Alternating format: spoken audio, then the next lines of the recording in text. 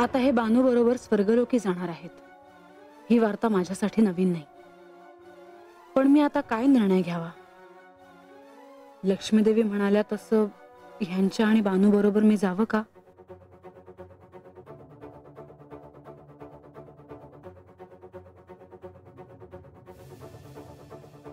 जिला क्षणभरही मी माझ्या डोळ्यासमोर पाहू इच्छित नाही त्या बानू बरोबर मी जावं? मी गेले नाही आणि माझ्या अपरोक्ष तिथे काही घडलं तर? माझ्या अपरोक्ष जर शचीदेवींकडून बानूला तिच्या गतजन्माबद्दल काही कळलं तर? नाही नाही, मला हे असं घडू देता कामा नये। पण मला तिथे जाणंही उचित वाटत नाही।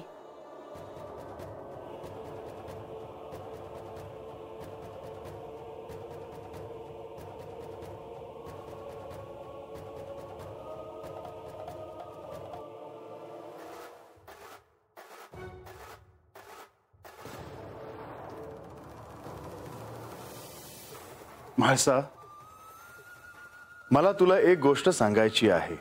मला ठाऊक आहे की तुम्ही बानू बरोबर स्वर्गलोकात जाणार आहात आणि त्यामुळे काही काळ गडावर आख्यान होणार नाही। होय, गडावर सर्वत्र त्याचीच चर्चा सुरू आहे। गावात दवंडी दिली जाते आहे असं माझ्या कानावर आलं। आणि मी तेच सांगण्यासाठी इंद्रदेव आणि शचीदेवींना भेटायला बोलवले आहे।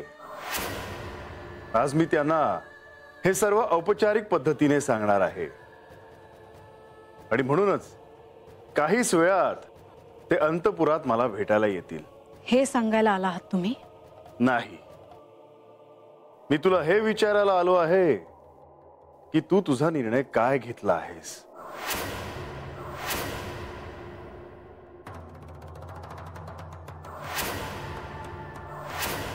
माझा निर्णय इतका महत्त्वाचा आहे का? होय। तसं असेल तर मी माझा निर्णय सर्वांसमक्ष सांगेन।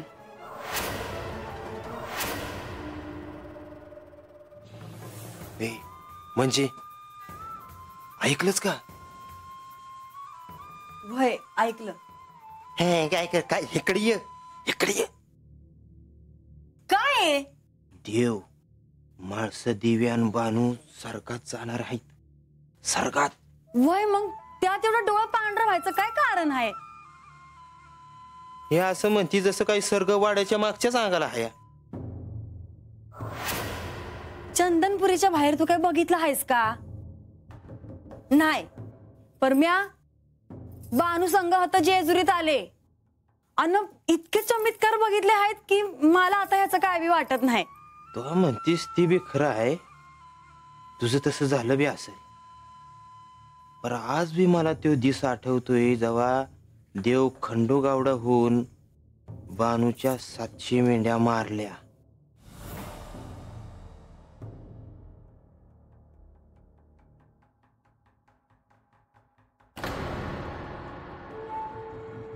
आणि त्या जित्या बी केल्या।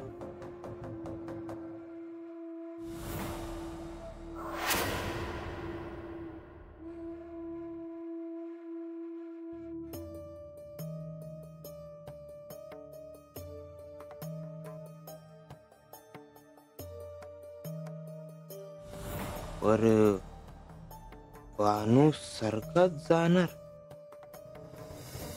कळना झाले। तसं स्वर्ग काय असतो हे म्हाताऱ्या माणसा कुठनं ऐकलंय म्या?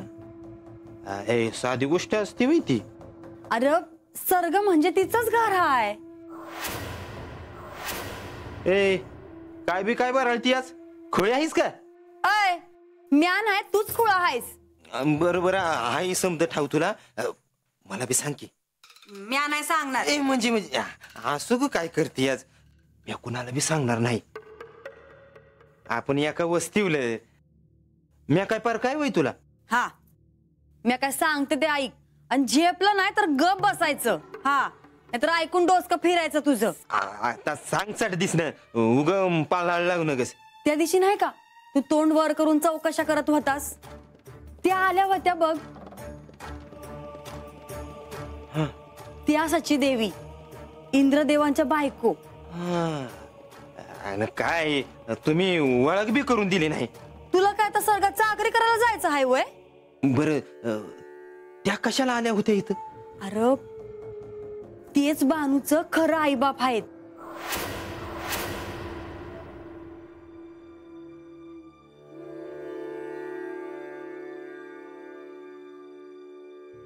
म्हणजे बानी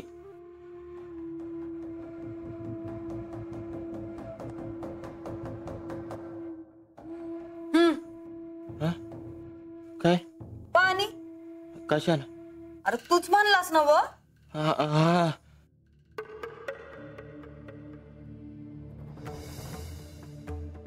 काही निरोप आला का? हो, निरोप आलाय. श्री खंडेरायांनी आपल्याला भेटीसाठी बोलवलंय. पण अजून म्हाळसा देवींचा निर्णय आपल्याला समजलेला नाही. त्या काय निर्णय घेतील ह्यापेक्षा श्री खंडेराय आणि बानू यांनी आपलं आमंत्रण स्वीकारलं आहे हे महत्वाचे आहे. खरंय, त्याचाच तर आनंद आहे. वास्तविक बाहेर सर्वत्र ही वार्ता कळली आहे, फक्त आपल्याला औपचारिक रीतीने समजणे बाकी आहे. पण जर म्हाळसा देवींनी आपलं आमंत्रण स्वीकारून स्वर्गलोकी यायचे ठरविले तर काय करायचे?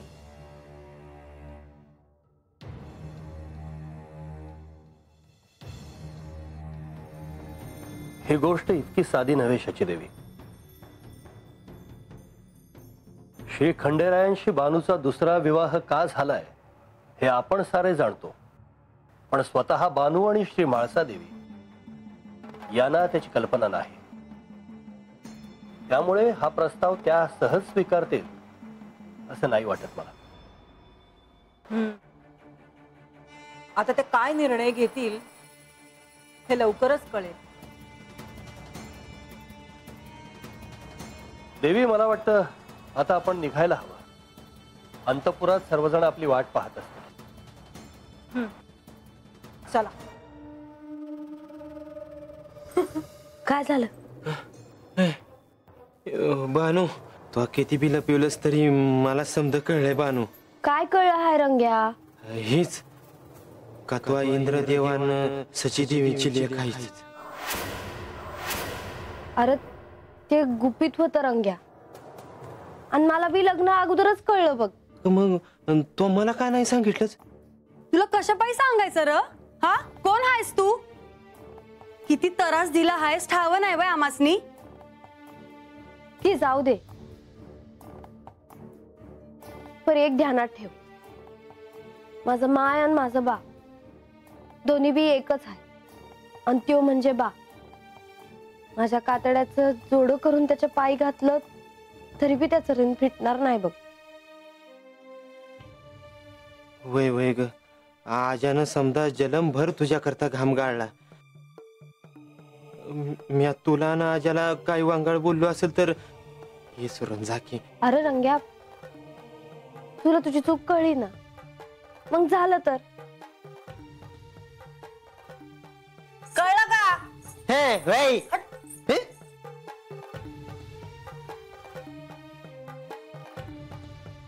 स्वर्गे.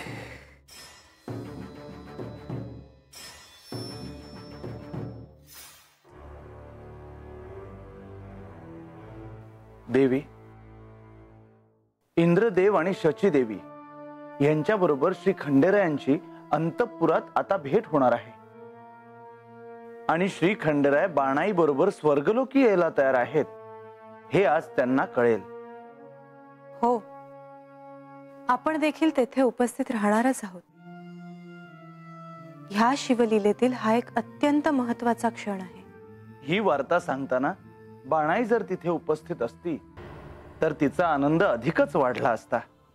परंतु म्हाळसा देवींनी बानूला गडावर येण्यास मनाई केली आहे हे सर्वश्रुत आहे. देवी, श्री खंडेरायांनी म्हाळसा देवींना त्यांचा निर्णय सांगितला आहे. हो, आणि आता त्यांना देखील हे ठाऊक झालं आहे की गडावर पुढचे काही दिवस तरी आख्यान होणे नाही. जर म्हाळसा देवींनी स्वर्गलोकी जाण्याचा निर्णय घेतला तर श्री खंडेराय प्रथमच बानू आणि म्हाळसा या दोघींबरोबर बाहेर जाणार आहेत. हे साधं काम नाही.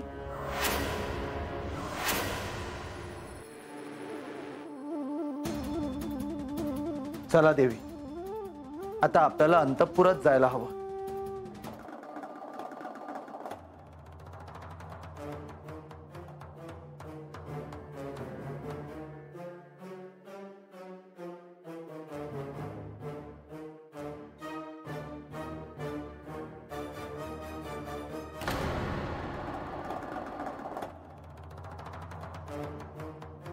देवा, आपण आम्हाला इथे कशासाठी बोलावले आहे? प्रधानजी, म्हाळसा येणार आहे. ती आपला निर्णय सांगणार आहे. इंद्रदेवाने दिलेले स्वर्गलोकाचे आमंत्रण ती स्वीकारेल की नाही हे कळेल. आपण दोघंच या संबंधी बोलला असता तर चाललं असतं. नाही, माझी इच्छा आहे की तुम्ही दोघांनी इथे असावं. मी आणि बानू इंद्रदेव आणि शचीदेवी यांचे आदरातिथ्य स्वीकारण्यास स्वर्गलोकी जाणार आहोतच. म्हाळसेचा काय निर्णय आहे यावर पुढचे अवलंबून आहे.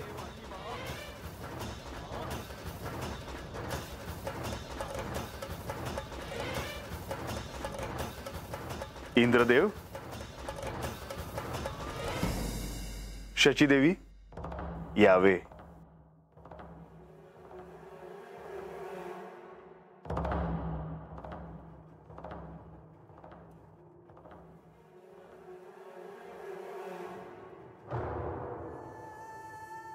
इंद्रदेव, शचीदेवी, आपण आसन ग्रहण करावे.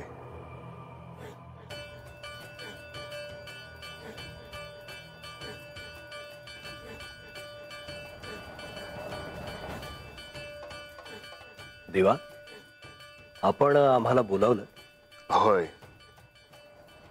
आपण जेजुरी गडावर आलात. आपल्या आदरातिथ्यामध्ये काही उणीव तर भासली नाही ना?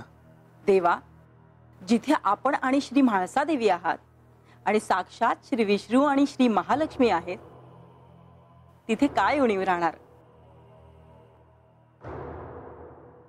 हे ऐकून आनंद झाला. देवा, आपण काय निर्णय घेतलात याची आम्ही प्रतीक्षा करतो आहोत.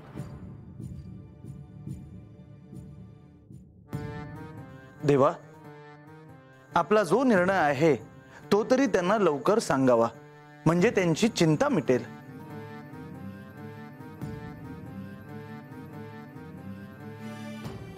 मी आणि बानू तुम्हा दोघांचे आमंत्रण स्वीकारून स्वर्गलोकी येत आहोत.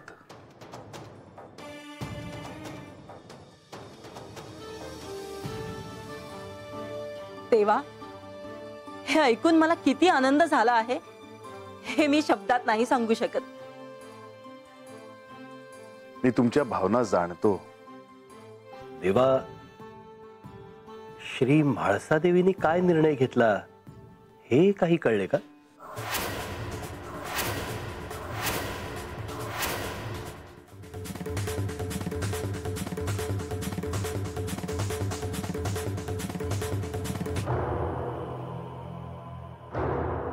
देवेंद्र, त्या त्यांचा निर्णय इथे प्रत्यक्ष येऊन सांगतील.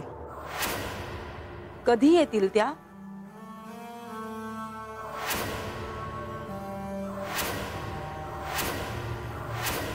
आम्ही जाऊन त्यांना भेटू का?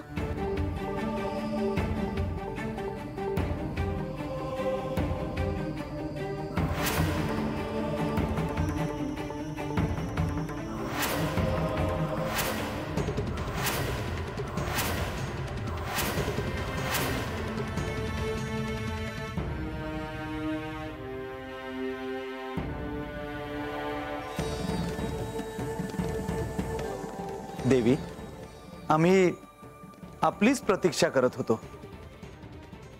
म्हाळसा, आसन ग्रहण कर.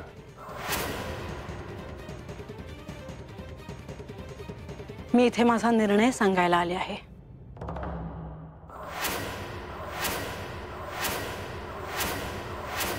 तू काय ठरवलं आहेस? एकदम निर्णय सांगावा असं काही आहे का? तुम्ही आमच्याशी या संदर्भात बोललात तरी चालेल.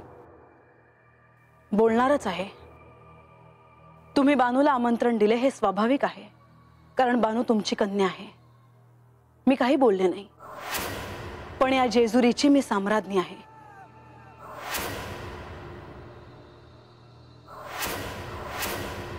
इथे अजूनही माझ्या अनुमतीशिवाय, माझ्या सहमतीशिवाय कोणताही निर्णय घेतला जात नाही. असे असताना हे आमंत्रण तुम्ही मला आधी का नाही दिले?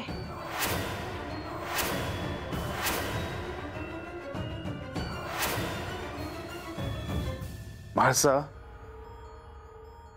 इंद्रदेव आणि शचीदेवींनी मला आमंत्रण दिले ह्यातच सर्व काही आले असे नाही वाटत का? मला ते चालले असते, पण शचीदेवी, हे आमंत्रण घेऊन तुम्ही गडाच्या पायऱ्या उतरून बानूच्या वाड्यात गेलाच ना? हो, म्हणजे आम्ही तुम्हाला भेटणारच होतो.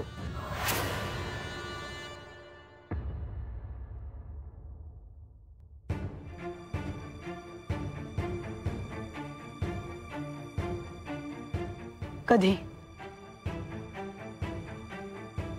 मी देवेंद्रांना भेटायला बोलवले, येण्याचे प्रयोजन विचारले, तेव्हा अपरिहार्य वाटले म्हणून मला आमंत्रण दिले. कोण वाटले मी तुम्हाला? हा माझा अपमान आहे असं नाही वाटत तुम्हाला?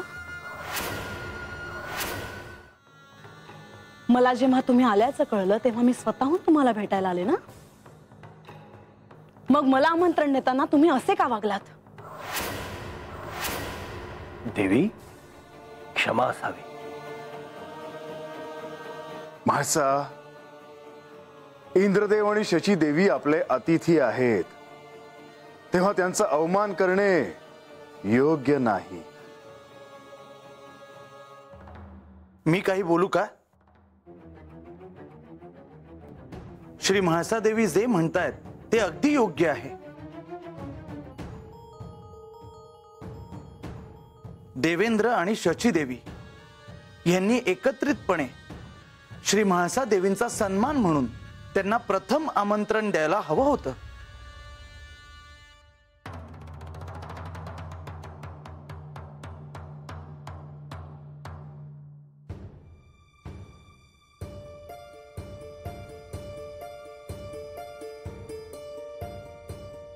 बंधू, तुम्हाला माझे म्हणणे पटले याचा मला आनंद आहे. परंतु त्यांना तुमच्याशी बोलताना संकोच वाटला असेल, त्यांना तुमचे भय वाटले असेल, त्यामुळे मोठ्या मनानं हे सगळं विसरून आपण आपला निर्णय त्यांना कळवावा असं मला वाटतं.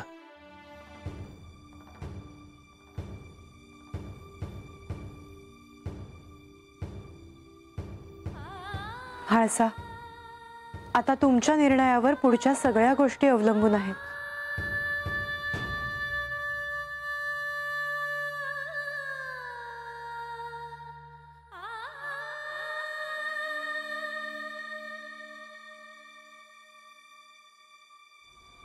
मी स्वर्गात येण्याचे आमंत्रण स्वीकारते आहे.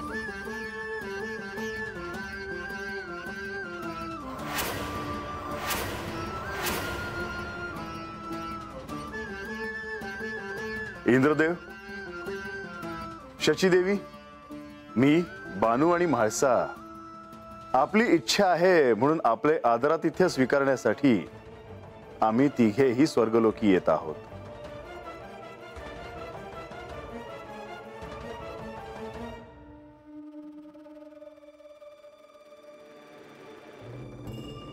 देवा, श्री म्हाळसा देवी, आम्ही हे आपलं ऋण कधीच विसरणार नाही.